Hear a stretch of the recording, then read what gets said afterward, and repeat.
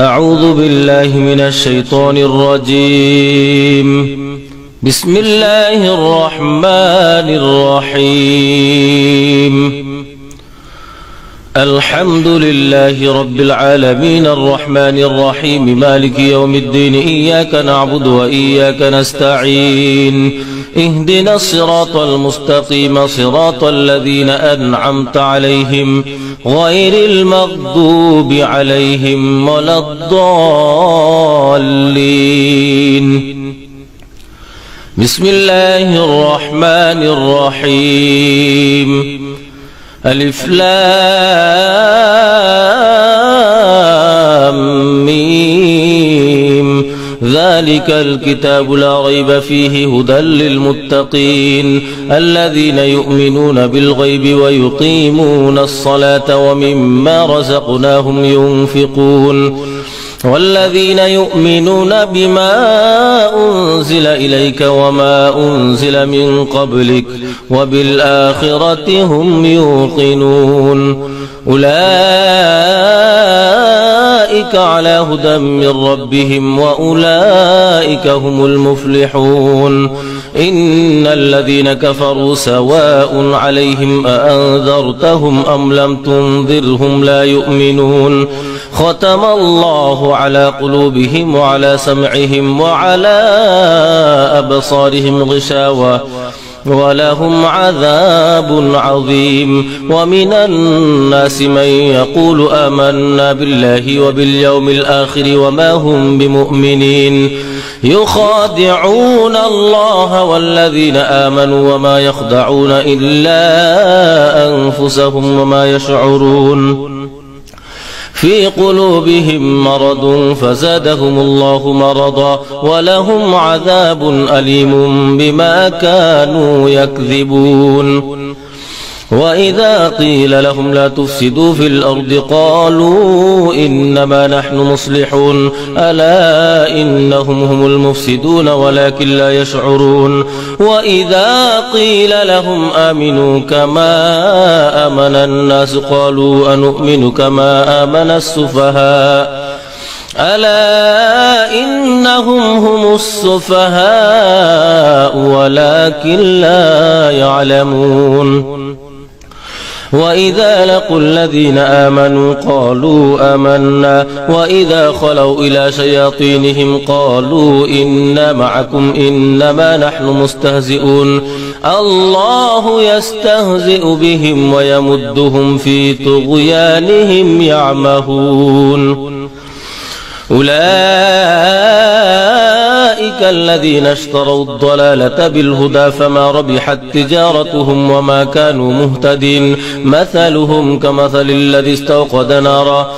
فلما أضاءت ما حوله ذهب الله بنورهم وتركهم في ظلمات لا يبصرون. صم بكم عمي فهم لا يرجعون. أو كصيب من السماء فيه ظلمات ورعد وبرق يجعلون أصابعهم في آذانهم من الصواعق حذر الموت والله محيط بالكافرين. أو كصيب من السماء فيه ظلمات ورعد وبرق يجعلون أصابعهم في آذانهم من الصواعق حذر الموت والله محيط بالكافرين. يكاد البرق يخطف أبصارهم كلما أضاء لهم مشوا فيه وإذا أظلم عليهم قاموا ولو شاء الله لذهب بسمعهم وأبصارهم إن الله على كل شيء قدير. يا أيها الناس اعبدوا ربكم الذي خلقكم والذين من قبلكم لعلكم تتقون. الذي جعل لكم الأرض فراشا والسماء بناء وأنزل من السماء ماء فأخرج به من الثمرات رزقا لكم فلا تجعلوا لله أندادا وأنتم تعلمون وإن كنتم في ريب مما نزلنا على عبدنا فأتوا بسورة من مثله وادعوا شهداءكم من دون الله إن كنتم صادقين فإن لم تفعلوا ولن تفعلوا فاتقوا النار التي وقودها الناس والحجارة أعدت للكافرين وبشر الذين آمنوا وعملوا الصالحات أن لهم جنات تجري من تحتها الأنهار كلما رزقوا منها من ثمرة رزقا قالوا هذا الذي رزقنا من قبل وأتوا به متشابها ولهم فيها أزواج مطهرة وهم فيها خالدون إن الله لا يستحيي أن يضرب مثلا ما بعوضة فما فوقها فأما الذين آمنوا فيعلمون أنه الحق من ربهم وأما الذين كفروا فيقولون ماذا أراد الله بهذا مثلا يضل به كثيرا ويهدي به كثيرا وما يضل به إلا الفاسقين الذين ينقضون عهد الله من بعد ميثاقه ويقطعون ما أمر الله به أن يوصل ويفسدون في الأرض أولئك هم الخاسرون كيف تكفرون بالله وكنتم أمواتا فأحياكم ثم يميتكم ثم يحييكم ثم إليه ترجعون هو الذي خلق لكم ما في الأرض جميعا ثم استوى إلى السماء فسواهن 7 سماوات وهو بكل شيء عليم وإذ قال ربك للملائكة إني جاعل في الأرض خليفة قالوا أتجعل فيها من يفسد فيها ويسفك الدماء ونحن نسبح بحمدك ونقدس لك قال إني أعلم ما لا تعلمون وعلم آدم الأسماء كلها ثم عرضهم على الملائكة فقال أنبئوني بأسماء هؤلاء إن كنتم صادقين قالوا سبحانك لا علم لنا إلا ما علمتنا إنك أنت العليم الحكيم قال يا آدم أنبئهم بأسمائهم فلما أنبأهم بأسمائهم قال ألم أقل لكم إني أعلم غيب السماوات والأرض وأعلم ما تبدون وما كنتم تكتمون وإذ قلنا للملائكة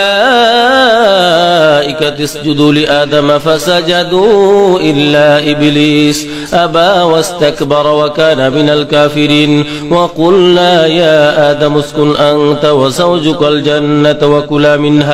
وكلا منها رغدا حيث شئتما ولا تقربا هذه الشجرة فتكونا من الظالمين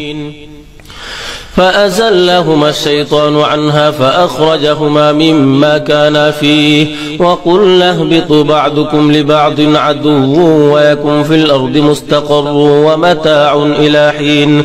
فتلقى آدم من ربه كلمات فتاب عليه إنه هو التواب الرحيم قل اهبطوا منها جميعا فإما يأتينكم مني هدى فمن تبع هداي فلا خوف عليهم ولا هم يحزنون والذين كفروا وكذبوا بآياتنا أولئك أصحاب النار هم فيها خالدون يا بني إسرائيل إسرائيل اذكروا نعمتي التي أنعمت عليكم وأوفوا بعهدي أوف بعهدكم وإياي فارهبون وآمنوا بما أنزلت مصدقا لما معكم ولا تكونوا أول كافر به ولا تشتروا بآياتي ثمنا قليلا وإياي فاتقون ولا تلبسوا الحق بالباطل وتكتموا الحق وأنتم تعلمون وأقيموا الصلاة وآتوا الزكاة واركعوا مع الراكعين أتأمرون الناس بالبر وتنسون أنفسكم وأنتم تتلون الكتاب أفلا تعقلون واستعينوا بالصبر والصلاة وإنها لكبيرة إلا على الخاشعين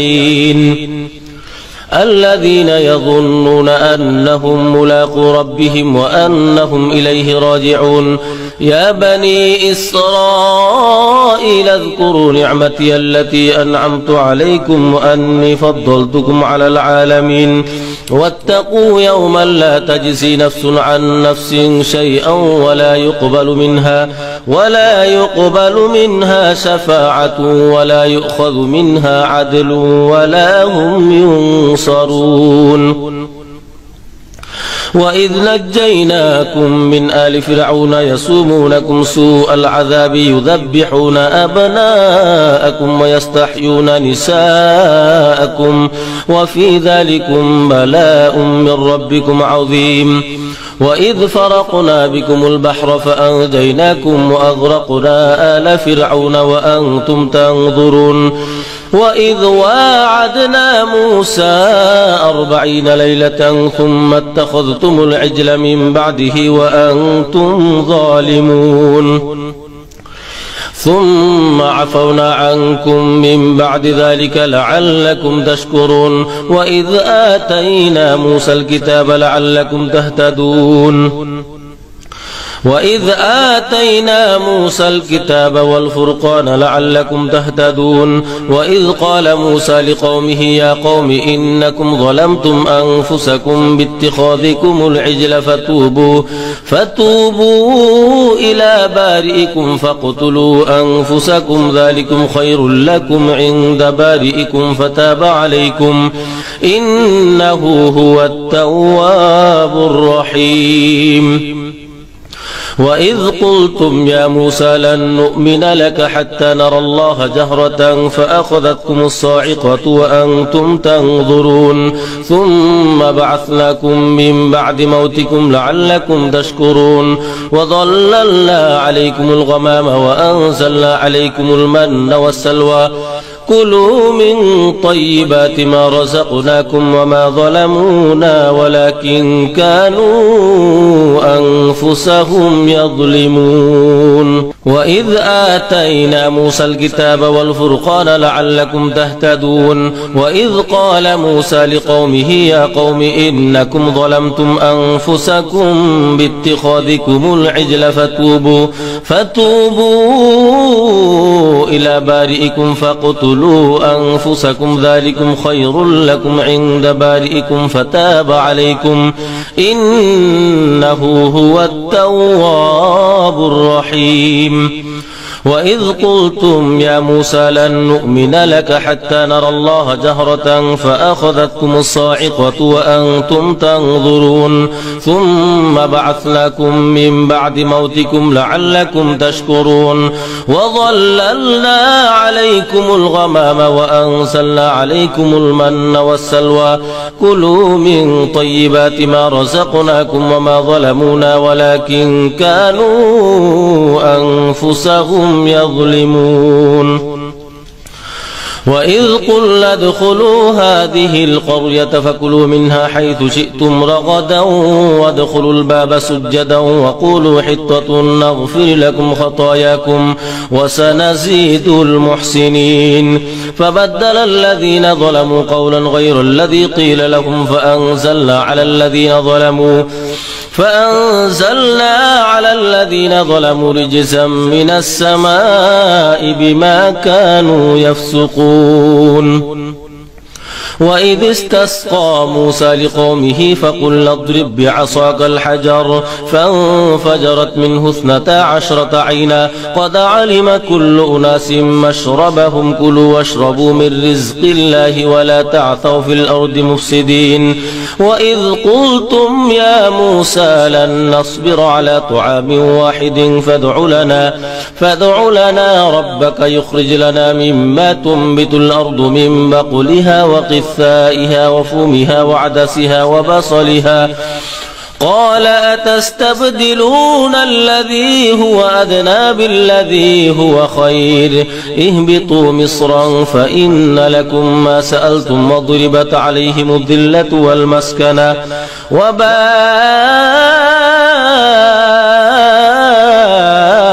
بغضب من الله ذلك بأنهم كانوا يكفرون بآيات الله ويقتلون النبيين بغير الحق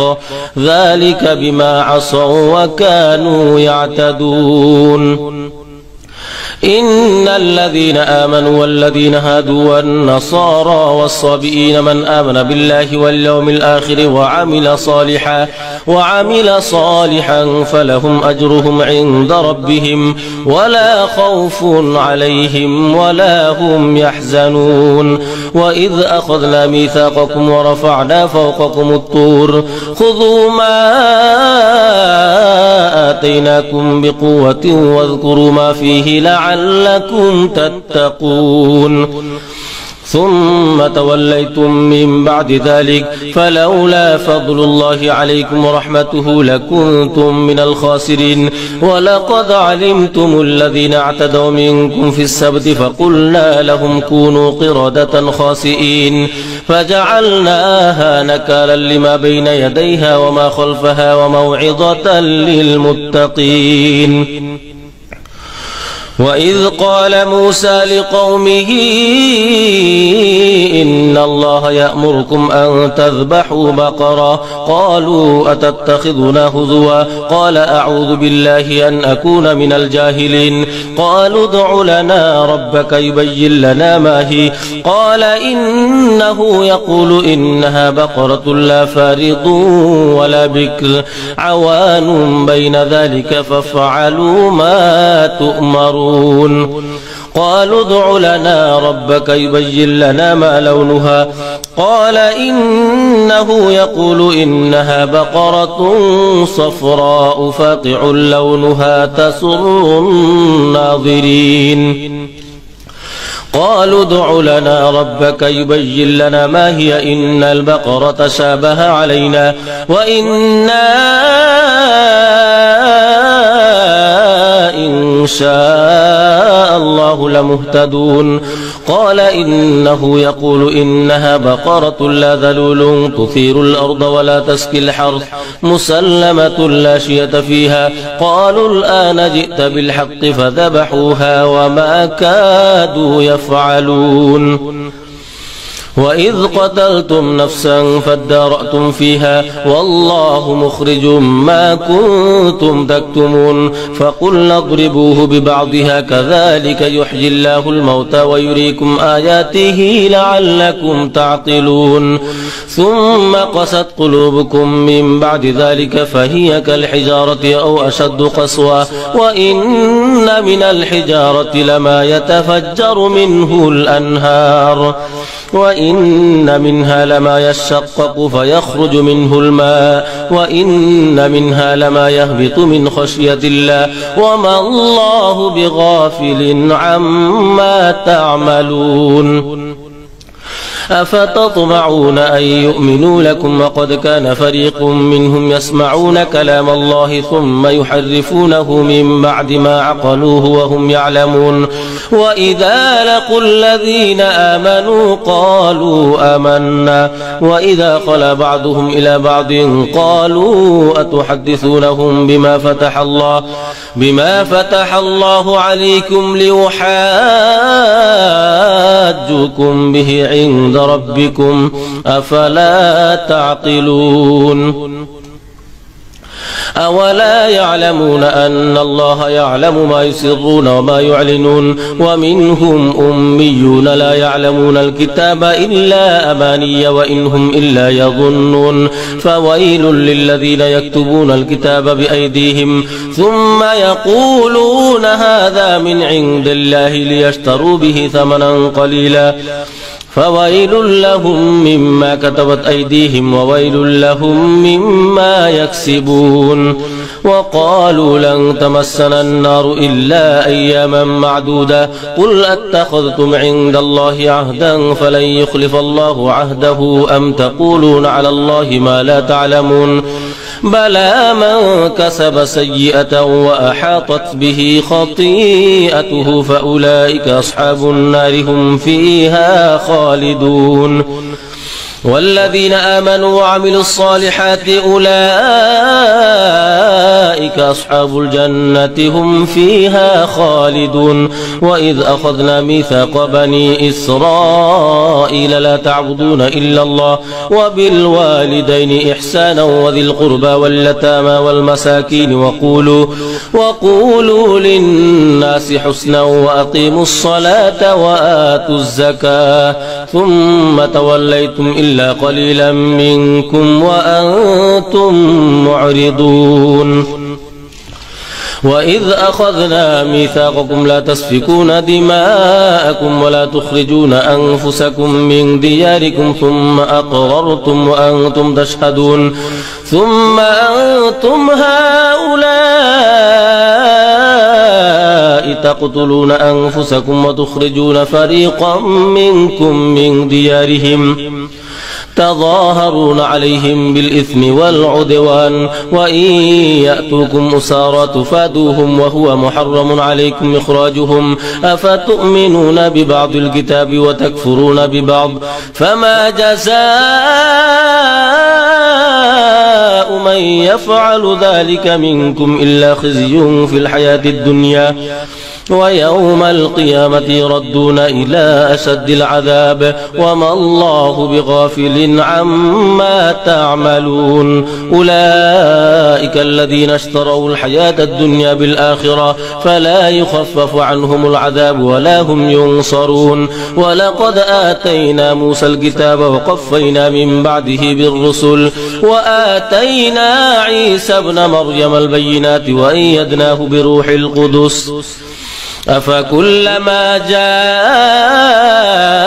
جاءكم رسول بما لا تهوى أنفسكم استكبرتم ففريقا كذبتم وفريقا تقتلون وقالوا قلوبنا غلف بل لعنهم الله بكفرهم فقليلا ما يؤمنون ولما جاءهم كتاب من عند الله مصدق لما معهم وكانوا من قبل يستفتحون على الذين كفروا فلما جاءهم ما عرفوا كفروا به فلعنة الله على الكافرين بئس ما اشتروا به أنفسهم أن يكفروا بما أنزل الله بغيا أن ينزل الله من فضله على من يشاء من عباده فباءوا بغضب على غضب وللكافرين عذاب مهين وإذا قيل لهم آمنوا بما أنزل الله قالوا نؤمن بما أنزل علينا ويكفرون بما وراءه وهو الحق مصدقا لما معهم قل فلم تقتلون أنبياء الله من قبل إن كنتم مؤمنين ولقد جاءكم موسى بالبينات ثم اتخذتم العجل من بعده وأنتم ظالمون وإذ أخذنا ميثاقكم ورفعنا فوقكم الطور خذوا ما آتيناكم بقوة واسمعوا قالوا سمعنا وعصينا وأشربوا في قلوبهم العجل بكفرهم قل بئس ما يأمركم به إيمانكم إن كنتم مؤمنين قل إن كانت لكم الدار الآخرة عند الله خالصة من دون الناس فتمنوا الموت إن كنتم صادقين ولن يتمنوه أبدا بما قدمت أيديهم والله عليم بالظالمين ولتجدنهم أحرص الناس على حياة ومن الذين أشركوا يود أحدهم لو يعمر 1000 سنة وما هو بمزحزحه من العذاب أن يعمر والله بصير بما يعملون قل من كان عدوا لجبريل فإنه نزله على قلبك بإذن الله مصدقا لما بين يديه وهدى وبشرى للمؤمنين من كان عدوا لله وملائكته ورسله وجبريل وميكال فإن الله عدو للكافرين ولقد أنزلنا إليك آيات بينات وما يكفر بها إلا الفاسقون أو كلما عاهدوا عهدا نبذه فريق منهم بل أكثرهم لا يؤمنون ولما جاء رسول من عند الله مصدق لما معهم نبذ فريق من الذين أوتوا الكتاب كتاب الله وراء ظهورهم كأنهم لا يعلمون واتبعوا ما تتلو الشياطين على ملك سليمان وما كفر سليمان ولكن الشياطين كفروا يعلمون الناس السحر وما أنزل على الملكين ببابل هاروت وماروت وما يعلمان من أحد حتى يقولا إنما نحن فتنة فلا تكفر فيتعلمون منهما ما يفرقون به بين المرء وزوجه وما هم ضارين به من أحد إلا بإذن الله ويتعلمون ما يضرهم ولا ينفعهم ولقد علموا لمن اشتراه ما له في الآخرة من خلاق ولبئس ما شروا به أنفسهم لو كانوا يعلمون ولو أنهم آمنوا واتقوا لمثوبة من عند الله خير لو كانوا يعلمون يا أيها الذين آمنوا لا تقولوا راعنا وقولوا انظرنا واسمعوا وللكافرين عذاب أليم ما يود الذين كفروا من أهل الكتاب ولا المشركين أن ينزل عليكم من خير من ربكم والله يختص برحمته من يشاء والله ذو الفضل العظيم ما ننسخ من آية أو ننسها نأتي بخير منها أو مثلها ألم تعلم أن الله على كل شيء قدير ألم تعلم أن الله له ملك السماوات والأرض وما لكم من دون الله من ولي ولا نصير أم تريدون أن تسألوا رسولكم كما سئل موسى من قبل ومن يتبدل الكفر بالإيمان فقد ضل سواء السبيل ود كثير من أهل الكتاب لو يردونكم من بعد إيمانكم كفارا حسدا من عند أنفسهم من بعد ما تبين لهم الحق فاعفوا واصفحوا حتى يأتي الله بأمره إن الله على كل شيء قدير وأقيموا الصلاة وآتوا الزكاة وما تقدموا لأنفسكم من خير تجدوه عند الله إن الله بما تعملون بصير وقالوا لن يدخل الجنة إلا من كان هودا أو نصارى تلك أمانيهم قل هاتوا برهانكم إن كنتم صادقين بلى من أسلم وجهه لله وهو محسن فله أجره عند ربه ولا خوف عليهم ولا هم يحزنون وقالت اليهود ليست النصارى على شيء وقالت النصارى ليست اليهود على شيء وهم يتلون الكتاب كذلك قال الذين لا يعلمون مثل قولهم فالله يحكم بينهم يوم القيامة فيما كانوا فيه يختلفون ومن أظلم ممن منع مساجد الله أن يذكر فيها اسمه وسعى في خرابها أولئك ما كان لهم أن يدخلوها إلا خائفين لهم في الدنيا خزي ولهم في الآخرة عذاب عظيم ولله المشرق والمغرب فأينما تولوا فثم وجه الله إن الله واسع عليم وقالوا اتخذ الله ولدا سبحانه بل له ما في السماوات والأرض كل له قانتون بديع السماوات والأرض وإذا قضى أمرا فإنما يقول له كن فيكون وقال الذين لا يعلمون لولا يكلمنا الله أو تأتينا آية كذلك قال الذين من قبلهم مثل قولهم تشابهت قلوبهم قد بينا الآيات لقوم يوقنون إنا أرسلناك بالحق بشيرا ونذيرا ولا تسأل عن أصحاب الجحيم ولن ترضى عنك اليهود ولا النصارى حتى تتبع ملتهم قل إن هدى الله هو الهدى ولئن اتبعت أهواءهم بعد الذي جاءك من العلم ما لك من الله من ولي ولا نصير الذين آتيناهم الكتاب يتلونه حق تلاوته أولئك يؤمنون به ومن يكفر به فأولئك هم الخاسرون يا بني إسرائيل اذكروا نعمتي التي أنعمت عليكم وأني فضلتكم على العالمين واتقوا يوما لا تجزي نفس عن نفس شيئا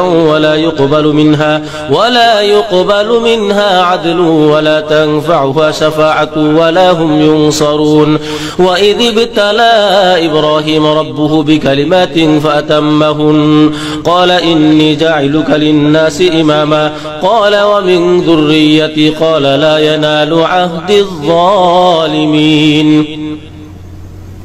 وإذ جعلنا البيت مثابة للناس وأمنا واتخذوا من مقام إبراهيم مصلى وعهدنا إلى إبراهيم وإسماعيل أن طهر بيتي للطائفين والعاكفين والركع السجود وإذ قال إبراهيم رب اجعل هذا بلدا آمنا وارزق أهله من الثمرات من آمن منهم بالله واليوم الآخر قال ومن كفر فأمتعه قليلا ثم أضطره إلى عذاب النار وبئس المصير وإذ يرفع إبراهيم القواعد من البيت وإسماعيل ربنا تقبل منا إنك أنت السميع العليم ربنا وجعلنا مسلمين لك ومن ذريتنا أمة مسلمة لك وأرنا مناسكنا وتب علينا إنك أنت التواب الرحيم ربنا وابعث فيهم رسولا منهم يتلو عليهم آياتك ويعلمهم الكتاب والحكمة ويزكيهم إنك أنت العزيز الحكيم ومن يرغب عن ملة إبراهيم إلا من سفي نفسه ولقد اصطفيناه في الدنيا وإنه في الآخرة لمن الصالحين إذ قال له ربه أسلم قال أسلمت لرب العالمين ووصى بها إبراهيم بنيه ويعقوب يا بني إن الله اصطفى لكم الدين فلا تموتن إلا وأنتم مسلمون أم كنتم شهداء إذ حضر يعقوب الموت إذ قال لبنيه ما تعبدون من بعدي قالوا نعبد أصناما فنظل لها عاكفين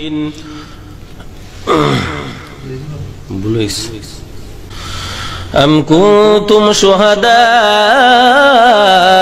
إذ حضر يعقوب الموت إذ قال لبنيه ما تعبدون من بعدي قالوا نعبد إلهك وإله آبائك إبراهيم وإسماعيل وإسحاق إلها واحدا ونحن له مسلمون تلك أمة قد خلت لها ما كسبت ولكم ما كسبتم ولا تسألون عما كانوا يعملون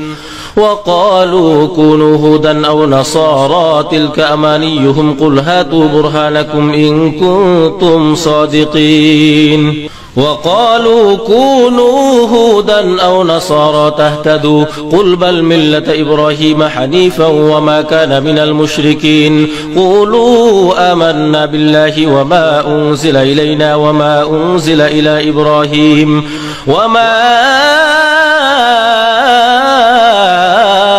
أنزل إلى إبراهيم وإسماعيل وإسحاق ويعقوب والأسباط وما أوتي موسى وعيسى وما أوتي النبيون من ربهم لا نفرق بين أحد منهم ونحن له